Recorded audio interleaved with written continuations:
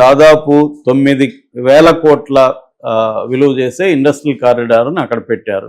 దానికి సంబంధించి మొన్న కేబినెట్ మీటింగ్లో దాదాపు 2,621 ఎకరాలు 2,621 ఎకరాలు ఆ ఇండస్ట్రియల్ పార్క్ ఓర్వకల్లు ఇండస్ట్రియల్ పార్క్కి కేటాయించింది ఆంధ్రప్రదేశ్ ప్రభుత్వం. సో ఆ ఇండస్ట్రియల్ పార్క్ పక్కనే ఆనుకొని ఉన్న దానిలో మొబిలిటీ పార్క్ అని ఒక ఈ మొబిలిటీ పార్క్ కోసం విశ్వప్రసాద్ కంపెనీకి 1,200 ఎకరాలు కేటాయించింది. విశ్వప్రసాద్ ఏంటంటే పీపుల్ టెక్ ఎంటర్ప్రైజెస్ అనేది ఇంకొక సంస్థ ఉంది. విశ్వప్రసాద్కి చాలా కంపెనీలు ఉన్నాయి, నాట్ ఓన్లీ ప్రొడక్షన్ హౌస్. విశ్వప్రసాద్కి ఏవో ఉన్నాయి, పీపుల్స్ మీడియా ఫ్యాక్టరీ అది ఎట్లాగో సినిమాలు ప్రొడ్యూస్ చేస్తుంది.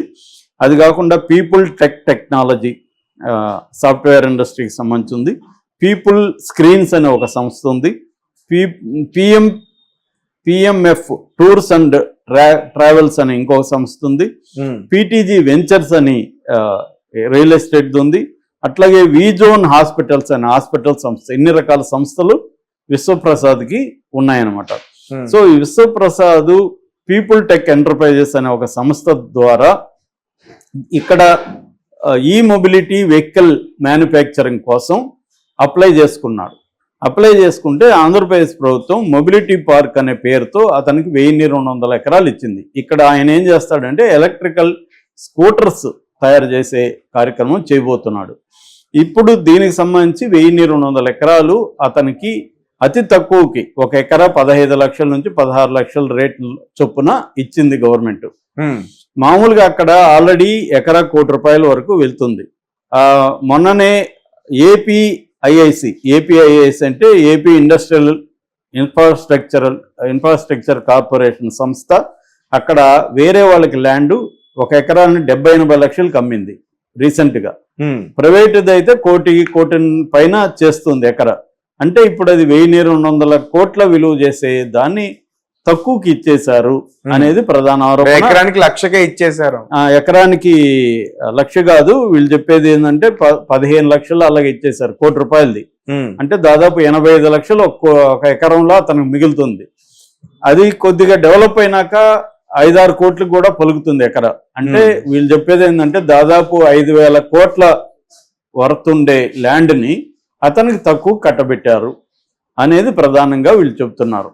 ఓకే, దీన్ని శాంక్షన్ చేసింది ఎవరు అంటే ఏపీఈడిబి అంటే ఆంధ్రప్రదేశ్ ఎకనామిక్ డెవలప్మెంట్ బోర్డు దీన్ని చూస్తుందన్నమాట. ఈ బోర్డు ఇతనికి అప్పగించింది, కేబినెట్ ఓకే చేసింది.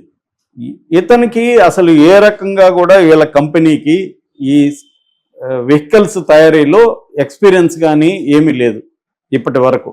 మరి ఏది చూసి అతనికి కట్టబెట్టారు? ఎవడన్నా ఇప్పుడు నేను వచ్చి స్కూటర్ల కంపెనీ పెడతానంటే నీకున్న అనుభవం ఏంటనేది అడుగుతారు ఎవరైనా. నీకన్నా ఉండాలా, నువ్వు టైఅప్ అయ్యే పార్ట్నర్ కన్నా ఉండాలి. సో ఇతను ఇప్పటి వరకు ఎవరితో టైఅప్ కాలేదు, కానీ ట్రై చేస్తున్నాడు. కొరియన్తో, తర్వాత తైవాను, చైనా కంపెనీలతో టైఅప్ అవ్వడానికి ట్రై చేస్తున్నాడు, కానీ టైఅప్ అవ్వలేదు. ఇతనికి ఏ రకమైన ఈ కంపెనీకి ఇతనికి సంబంధించిన పీపుల్ టెక్ ఎంటర్ప్రైజెస్ ఏదైతే ఉందో ఆ కంపెనీకి స్కూటర్ల తయారీకి ఎటువంటి సంబంధం లేదు, అనుభవం లేదు. ఇతనికి ఎలా కట్టబెట్టారు అంటే కేవలం పవన్ కళ్యాణ్ పార్ట్నర్ కాబట్టి, పవన్ కళ్యాణ్ బినామీగా అతను వ్యవహరిస్తున్నాడు కాబట్టి అతను కట్టబెట్టారు. అతను గతంలో కూడా కర్నూలు జిల్లా ఆదోనిలో ఎమ్మెల్యేగా జనసేన నుంచి పోటీ చేయాలని ట్రై చేశాడు, కానీ దాన్ని పొత్తుల్లో భాగంగా బీజేపీ కేటాయించడంతో ఇతను కంటెస్ట్ చేయలేదు.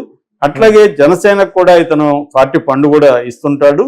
కాబట్టి తన బిజినెస్ పార్ట్నర్ అయిన విశ్వప్రసాద్కి పవన్ కళ్యాణ్ దగ్గరుండి ఈ 1,200 ఎకరాలు ఇప్పించాడు అనేది వైసీపీ చేస్తున్న ఆరోపణ. ఇందులో నిజం ఉందా లేదా మనకు తెలియదు. చెప్పాల్సింది ఎవరంటే గవర్నమెంటే చెప్పాలి. చంద్రబాబు ప్రభుత్వం డైరెక్ట్గా పవన్ కళ్యాణ్ మీద ఆరోపణలు వచ్చాయి కాబట్టి పవన్ కళ్యాణ్ సమాధానం చెప్పాల్సింది. ఎందుకంటే పవన్ కళ్యాణ్ వైసీపీ అవినీతికి వ్యతిరేకంగా చాలా పెద్ద ఎత్తున పోరాటాలు అనేక సార్లు చేశాడు కాబట్టి తన మీద ఇప్పుడు ఒక ఆరోపణ వచ్చినప్పుడు పవన్ కళ్యాణ్ చెప్పాల్సి ఉంటుంది. సో అదైతే ఇప్పటి వరకు పవన్ కళ్యాణ్ చెప్పలేదు. ఈరోజు రేపు ఏమన్నా పవన్ కళ్యాణ్ కానీ లేకపోతే ఈ విశ్వప్రసాద్ కానీ వీళ్ళు ఏమన్నా మాట్లాడతారా, లేదా గవర్నమెంట్ తరఫున ఎవరైనా మాట్లాడతారా, ఇది ఇవ్వడం కరెక్టే అని చెప్తారా అనేది చూడాలి. అంటే మామూలుగా ఏం జరుగుతుందంటే ఇండియన్ కాంటెక్స్లో ప్రభుత్వాలు తమకి అనుకూలమైన వ్యాపారస్తులకి తక్కువ రేట్లు కట్టబెట్టడం అనేది జరుగుతుంది. అది మనం అదానీ అంబానీ చూస్తున్నాం కదా, ఆల్రెడీ ఇద్దరు గుజరాత్ వాళ్ళు దేశాన్ని ఇంకొక ఇద్దరు గుజరాత్ వాళ్ళకి అమ్మేస్తున్నారు అని ఎప్పటి నుంచో చెప్తున్నారు. అదానీ ఆస్తులు ఒకప్పుడు అదానీ ఎవడికి తెలిసేది కాదు. ఇవాళ కోవిడ్ తర్వాత కోవిడ్ టైంలో కూడా అదానీ ఆస్తులు విపరీతంగా పెరిగాయి. ఇవాళ అదానీ ఇంటర్నేషనల్ స్థాయిలో స్కాములను ఎదుర్కొనే స్థాయిలోకి వెళ్ళిపోయాడు.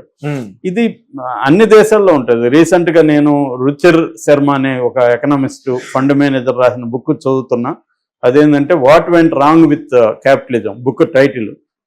అందులో అమెరికాలో మొత్తం కంపెనీల్లో 20% కంపెనీలు జాంబీ కంపెనీలు అని చెప్పాడు ఆయన. జాంబీ కంపెనీలు అంటే అవి నష్టాల్లోనే ఉంటాయి. ఫర్ ఎగ్జాంపుల్ వరుసగా 3 ఏళ్ల పాటు వడ్డీకి కూడా కట్టలేని పరిస్థితిలో ఉంటాయి. అంటే వాటికి వచ్చే ఇన్కమ్ వడ్డీలకు కూడా సరిపోదు. కానీ ఆ కంపెనీలు సర్వైవ్ అవుతున్నాయి. ఎందుకంటే గవర్నమెంట్ వాటికి ఆ కంపెనీలకు అప్పులు ఇస్తుంది. అవి సర్వైవ్ అవుతున్నాయి అనమాట. దీన్ని జాంబీ కంపెనీలు అని ఆయన పేరు పెట్టాడు. ఇవి టోటల్ కంపెనీల్లో 20% జాంబీ కంపెనీలు అమెరికాలో ఉన్నాయి. అమెరికా ప్రభుత్వం కూడా కొన్ని కంపెనీలకు మాత్రమే ఫేవరెటిజం చేస్తుంది. వాళ్ళ క్రైసిస్లో ఉంటే బెయిల్అవుట్ ప్యాకేజెస్ కూడా ఇస్తుంది. అందుకనే అమెరికాలో ప్రొడక్షన్ కానీ మ్యానుఫ్యాక్చర్ సెక్టర్ కానీ డెవలప్ కాకపోవడానికి ఇదొక ప్రధాన కారణమని రుచిర్ శర్మ ఆర్గ్యూ చేస్తున్నాడు. అంటే ఇది ప్రపంచవ్యాప్తంగా ఉంది. జపాన్లో అసలు ఈ కాన్సెప్ట్ జాంబీ కంపెనీ అనే కాన్సెప్ట్ పుట్టిందే జపాన్లో 90s లో. సో అలాగా ఇండియాలో కూడా ఏంటంటే ఇంకొక ఎకనామిస్ట్ సౌరభ్ ముఖర్జీ కూడా దీని మీద గురూస్ ఆఫ్ కయాస్ అని ఒక బుక్ రాశాడు. అంటే పెద్ద పెద్ద కంపెనీలు ఎలాగా తమ రాజకీయ పలుకుబడిని ఉపయోగించుకొని మొత్తం వనరుల మీద తామే మోనోపలి ఎలా సాధిస్తున్నాయనేది సౌరభ్ ముఖర్జీ అనే ఎకనామిస్ట్ కూడా రాశాడు అనమాట. అంటే మన దేశంలో ఉండే 20 కంపెనీలు టాప్ 20 కంపెనీస్ టాప్ 80